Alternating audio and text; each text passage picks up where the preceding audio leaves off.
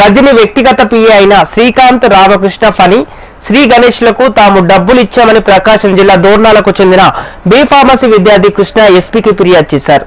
డబ్బులు తిరిగిస్తామని చెప్పి ముఖం చాటేశారని, ఇల్లు ఖాళీ చేసి ఎక్కడికో పారిపోయారని, తనకు న్యాయం చేయాలని కృష్ణ వేడుకుంటున్నారు.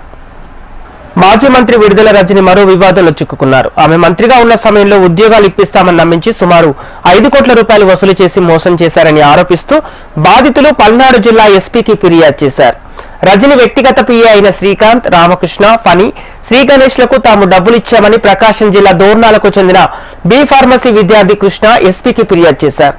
డబ్బులు తిరిగిస్తామని చెప్పి ముఖం చాటేశారని, ఇల్లు ఖాళీ చేసి ఎక్కడికో పారిపోయారని, తమకు న్యాయం చేయాలని కృష్ణ వేడుకుంటున్నాడు. నా పేరు మోహన్ కృష్ణ, మాది ప్రకాశం జిల్లా దోర్నాల విలేజ్.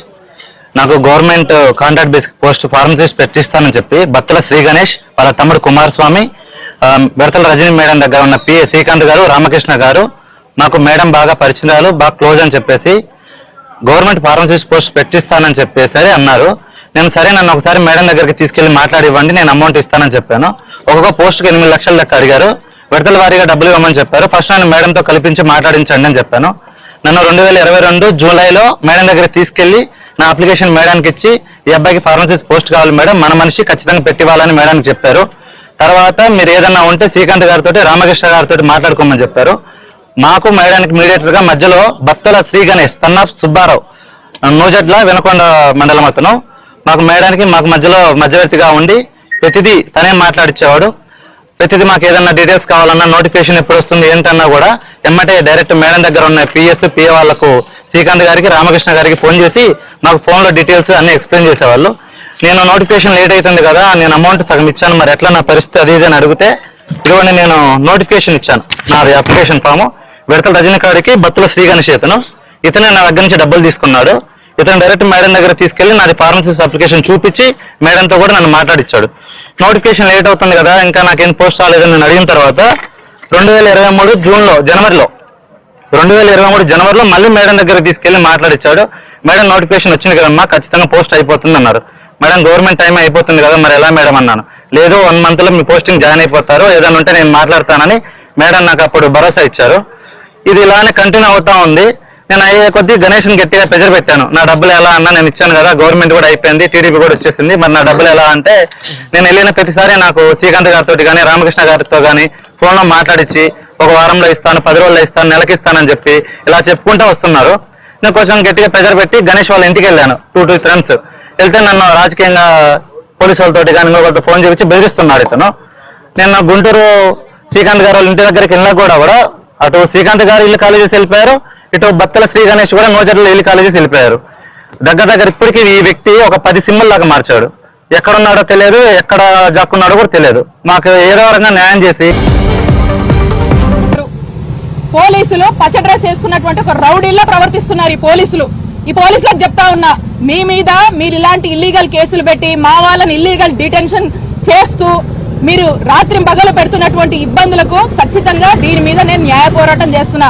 డిఎస్పీ గారు మీకు కూడా చెప్తా ఉన్నా, ఏదేదో అనుకుంటున్నారు కదా, మీరు చేసింది తప్పు. నిన్న మీరు మా క్యారెక్టర్ అసాసినేషన్ చేశారు.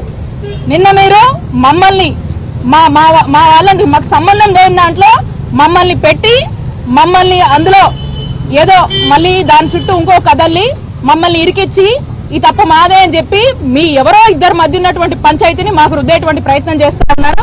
మీకు చెప్తా ఉన్నా, దీని మీద నేను డిఫర్మేషన్ వేస్తాను. దీని మీద నేను అవసరమైనటువంటి అన్ని నాకున్న ఆప్షన్స్ అన్ని ఎక్స్ప్లోర్ చేసి హ్యూమన్ రైట్స్ కి వెళ్తాను, నేషనల్ ఉమెన్ కమిషన్ కి వెళ్తాను, ఇంకా ఏ ఆప్షన్స్ ఉన్నాయో అన్ని ఆప్షన్స్ ని ఎక్స్ప్లోర్ చేసి ఖచ్చితంగా కూడా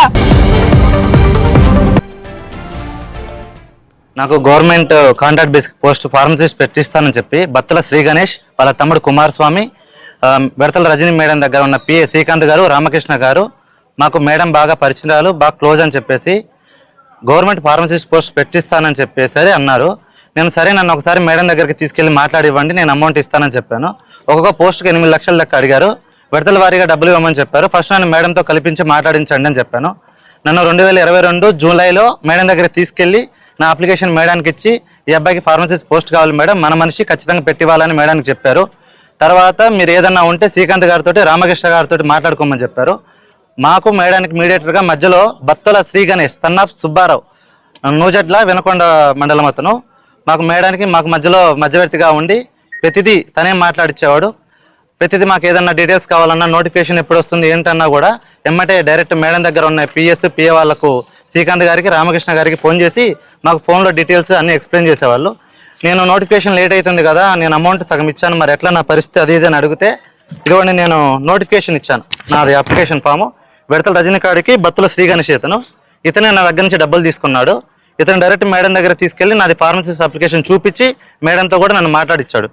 నోటిఫికేషన్ లేట్ అవుతుంది కదా, ఇంకా నాకేం పోస్ట్ రాలేదని నేను అడిగిన తర్వాత 2023 జనవరిలో 2023 జనవరిలో మళ్ళీ మేడం దగ్గర తీసుకెళ్లి మాట్లాడిచ్చాడు. మేడం నోటిఫికేషన్ వచ్చింది కదమ్మా, ఖచ్చితంగా పోస్ట్ అయిపోతుంది అన్నారు. మేడం గవర్నమెంట్ టైం అయిపోతుంది కదా, మరి ఎలా మేడం అన్నాను. లేదు 1 monthలో మీ పోస్టింగ్ జాయిన్ అయిపోతారు, ఏదైనా ఉంటే నేను మాట్లాడతానని మేడం నాకు అప్పుడు భరోసా ఇచ్చారు. ఇది ఇలానే కంటిన్యూ అవుతా ఉంది. నేను అయ్యే కొద్దీ గణేష్ని గట్టిగా ప్రెజర్ పెట్టాను. నా డబ్బులు ఎలా అన్నా, నేను ఇచ్చాను కదా, గవర్నమెంట్ కూడా అయిపోయింది, టీడీపీ కూడా వచ్చేసింది, మరి నా డబ్బులు ఎలా అంటే నేను వెళ్ళిన ప్రతిసారి నాకు శ్రీకాంత్ గారితో కానీ రామకృష్ణ గారితో కానీ ఫోన్లో మాట్లాడించి ఒక వారంలో ఇస్తాను, 10 రోజుల్లో ఇస్తాను, నెలకి ఇస్తానని చెప్పి ఇలా చెప్పుకుంటూ వస్తున్నారు. నేను కొంచెం గట్టిగా ప్రెజర్ పెట్టి గణేష్ వాళ్ళ ఇంటికి వెళ్ళాను 2 ఫ్రెండ్స్. వెళ్తే నన్ను రాజకీయంగా పోలీసు వాళ్ళతోటి కానీ ఇంకొకరితో ఫోన్ చేపించి బెదిరిస్తున్నాడు ఇతను. నేను గుంటూరు శ్రీకాంత్ గారు వాళ్ళ ఇంటి దగ్గరికి వెళ్ళినా కూడా అటు శ్రీకాంత్ గారు ఇల్లు ఖాళీ చేసి వెళ్ళిపోయారు, ఇటు బత్తుల శ్రీ గణేష్ కూడా నూజట్లో ఇల్లు ఖాళీ చేసి వెళ్ళిపోయారు. దగ్గర ఇప్పటికీ ఈ వ్యక్తి ఒక 10 సిమ్ముల దాకా మార్చాడు.